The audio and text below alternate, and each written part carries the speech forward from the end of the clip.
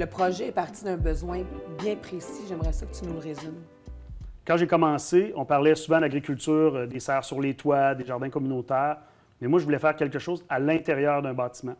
Parce que l'avantage à l'intérieur d'un bâtiment, c'est qu'on a déjà des espaces inutilisés. On occupe un espace inutilisé et on profite de l'environnement ambiant, ce qui fait qu'on réduit nos coûts énergétiques, on augmente l'efficacité de production, puis on peut produire à l'année dans un climat qui est toujours stable. Bien, la pandémie nous a montré les limites de la mondialisation. Puis je pense que l'avenir revient à revenir en communauté. Puis l'autonomie alimentaire, pour moi, c'est pas juste quelque chose qui passe par des grosses usines au Québec qui vont nourrir tout le Québec, mais par plein de petites entreprises locales qui vont produire pour leur communauté. Produire localement nous assure d'avoir de la qualité dans notre alimentation.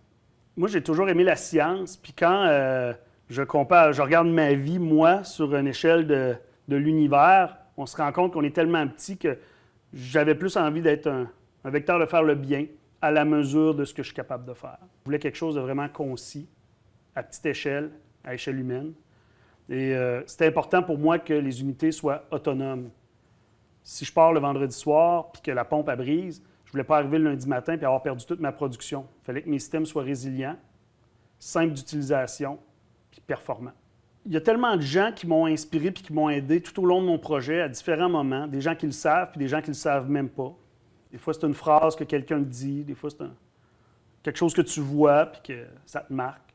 Ce qui est intéressant dans mon projet, c'est que je vois plus souvent mes parents depuis que j'ai mon projet puis qu'ils viennent me donner un coup de main que si je travaillais tout seul de mon bord puis que je ne les voyais pas. Je vis un peu par la passion, l'inspiration, le moment. Organiser mes choses avec des heures, un horaire précis, c'est compliqué. C'est pour ça que l'avantage de ma ferme autonome, c'est que je peux me pointer à 8 heures le matin, à 10 heures, à midi, ça ne change rien. Ce n'est pas des animaux, ils sont là, il n'y a rien. Donc, l'organisation, la planification, la gestion, c'est les plans que j'aime moins. Par contre, dans mes forces, je sais m'entourer. On dirait que j'ai un aimant pour les bonnes personnes au bon moment. J'ai une facilité à travailler en équipe. J'aime travailler en équipe, puis j'ai envie de travailler en équipe. Mettons là, qu'on revient 10 ans à l'arrière. Okay? Il y a Rémi qui donne des conseils au Rémi de 10 ans avant, afin de se lancer en entreprise. Ce serait quoi les conseils? Probablement que je dirais, je ne peux pas te donner de conseils parce que ça risque de fausser ce qui va arriver. Fais comme tu penses, tu t'en es toujours bien sorti.